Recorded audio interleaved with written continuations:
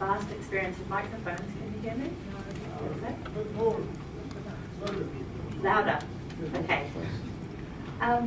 First of all, thank you, Bonnie, for organising this meeting.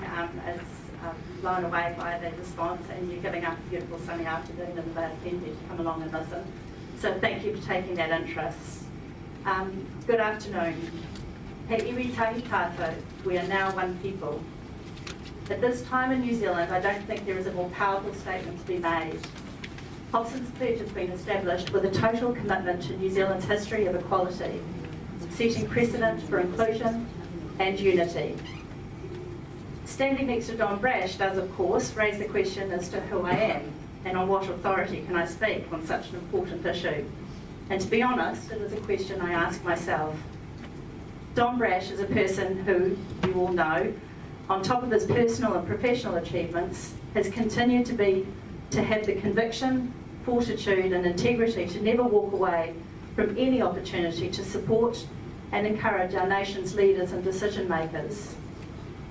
On top of this, he has been consistent and steadfast in his position regarding equality before the law, the founding principle of Hobson's Pledge Trust. This consistency in his position has somehow been used as a reason to minimise or negate our message. Astounding that someone with such a political background has remained steadfast on any issue, let alone an issue as important as this. For my part, I'm proud to be spokesperson, and my credentials are simple. I am a New Zealander. I'm so proud of our nation, our place in this world, and our melting pot culture. We are not without our history, both good and bad, but it is time to focus on our future, on the path that New Zealand is taking in the years ahead. There are many challenges that face us in terms of housing, protecting our environment, managing our nation's resources, and supporting those in need. These are issues that impact all New Zealanders and are not peculiar to any ethnicity. Hobson's Pledge seeks to highlight the actions that are being taken by our government to undermine the foundations of our country was built on: equality, democracy and unity. Hear, hear. We have reached a point where we're being asked to identify by ethnicity and not citizenship.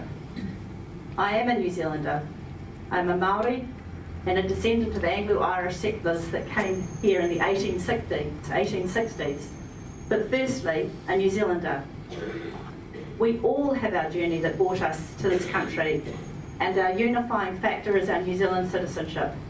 Regardless of when we or our ancestors came here, we have always known that our citizenship assures us equal recognition and representation before the law. When I became involved with Hobson Pledge, I was aware of an increasing level of concern and frustration that exists broadly among New Zealanders in regard to separatist policies that were creating racial division. Unfortunately, this was a subject difficult to discuss for fear of being labelled racist or even anti-Māori. Even when I speak out on this divisive and separatist platform that our government has created, it has been suggested that I'm a token. I have had my ancestry and my credentials as a Māori challenged. It has become an issue as to how much Māori I am. Apparently, percentages now count.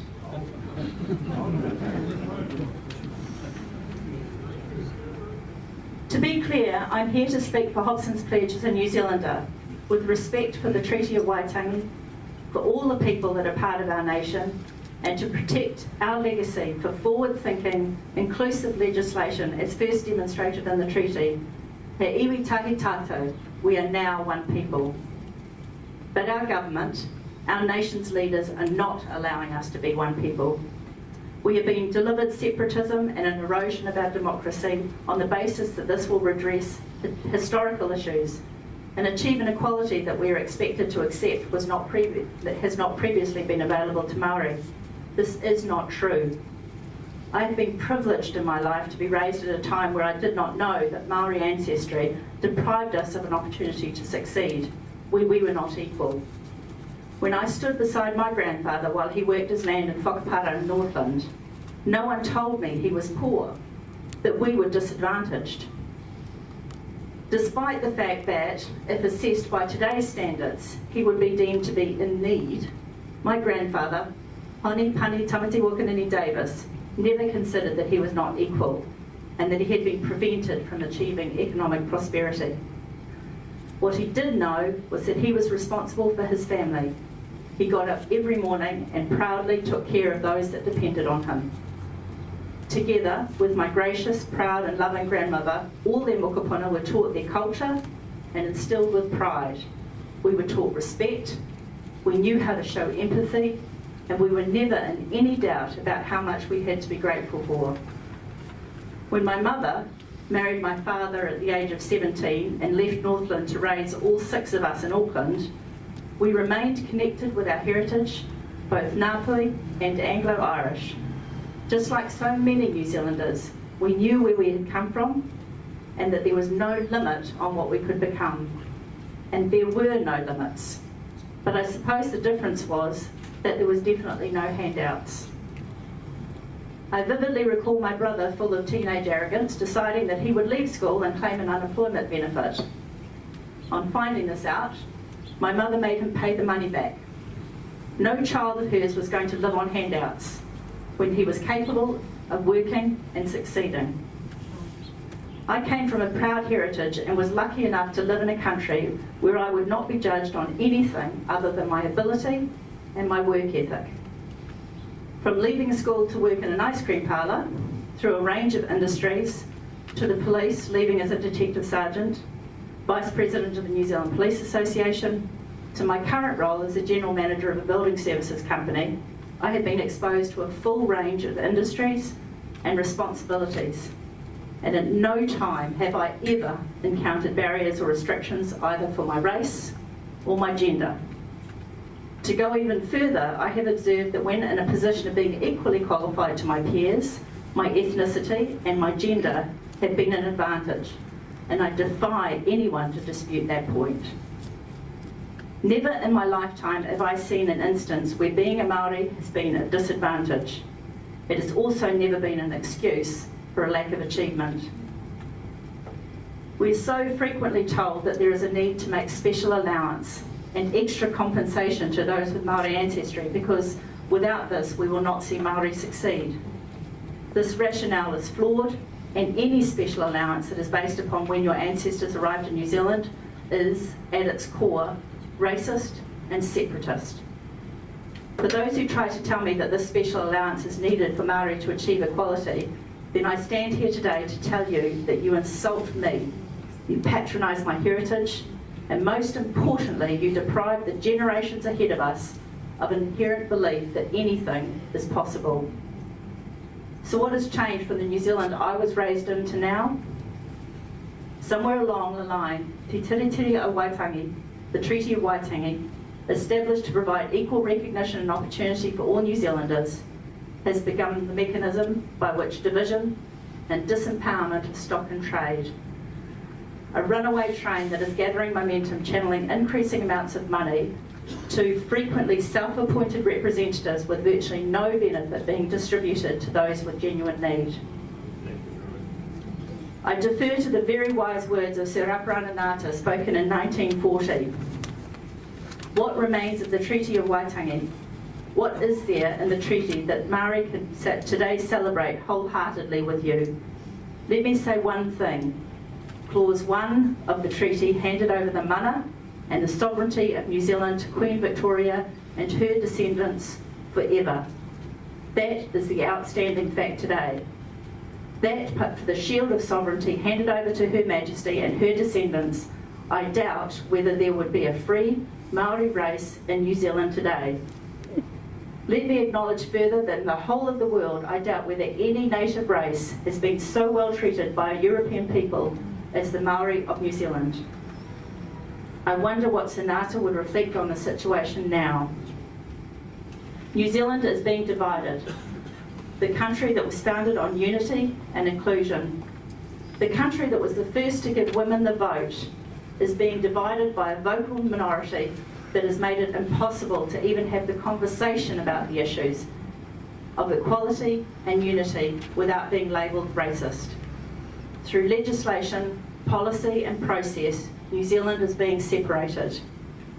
I have been told so many times that the reason for the challenges that seem to be confronting Māori is due to grievances that have occurred over the last 175 years.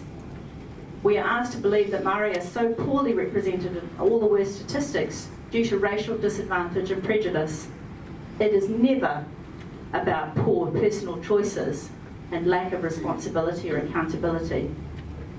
The strongest message we are bombarded with is that there needs to be a putting right, to make amends, but this isn't being done through creating opportunity, but through separatist legislation, erosion of our democracy, and lastly, handing over money without any condition or control on how it should be used. We have fully acknowledged that where it can be established that land has been confiscated, then compensation should be paid by way of a full and final settlement. Ngāi Tahu have had 5 full and final settlements since 1868. And where are these settlement funds going? Is it being used to support the most vulnerable and in need? Has it enhanced prospects for Māori? Since 1990, over $2 billion has been allocated for settlement, and yet this does not seem to be achieving any tangible benefit for Māori. And it definitely isn't achieving settlement.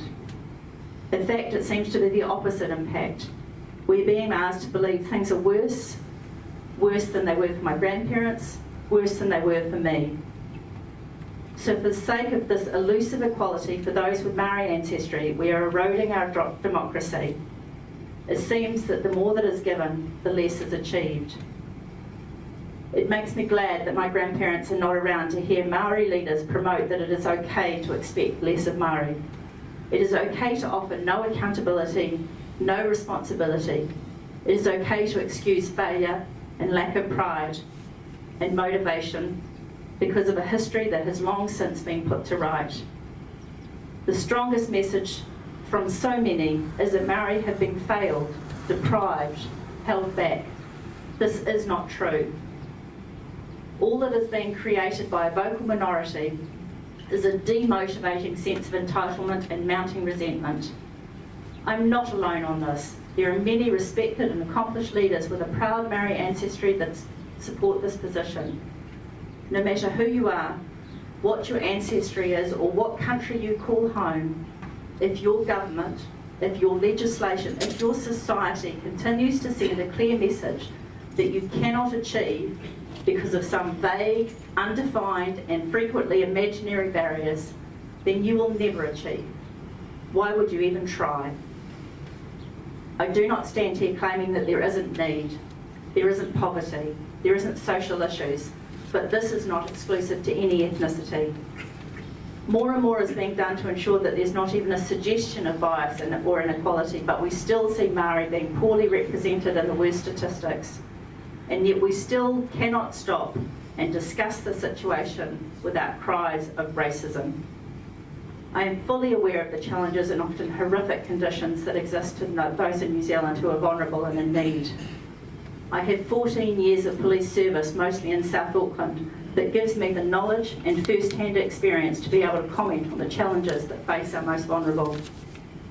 Hobson's pledge fully acknowledge that need exists. And I believe every society must be judged on how they treat their most vulnerable and most in need. But need is based upon need, not on ethnicity.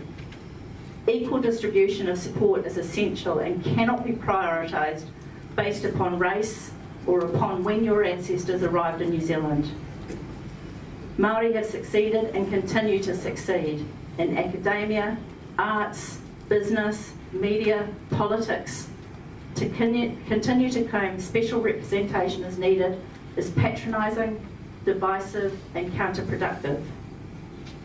Hiding behind their claims of addressing equality, our government is protecting their alliances and balance of power by making concessions that undermine our democracy and create inequality before the law. Management of our resources, control of fresh water, Hauriki Gulf, Waikato River, even down to consulting on the use of geographically significant place names, the concessions continue. And yet New Zealanders are still reluctant to speak out for fear of being seen as ignorant and racist. Best not to mention that despite all the fancy words, the Emperor is still actually naked. Our Prime Minister has the arrogance and demonstrated contempt for those people who have supported his party to suggest that New Zealand's moved past this, deriding Hobson's pledge for its position. How offensive that he can scoff at a stand for equality and unity while actively endorsing legislation that is dividing New Zealand based on race. Our strength as a nation will continue to grow through recognising our diversity, individual accountability, personal responsibility, and our foundation of unity, he iwi tahi tātou. We cannot allow the voice of a few to force us into separatism. I ask you for your support. I ask you to help us send a very clear message that New Zealanders are smarter and more informed than our government gives us credit for. Register your support. Give us the numbers to verify the importance of this issue. It is through your support, your donations and your involvement that we can create the political appetite to change. In the powerful words of yet another respected Māori leader, Sir Peter Buck, beware of separatism. The Māori can do anything the Pākehā can do, but in order to achieve this, we must all be New Zealanders first. Thank you.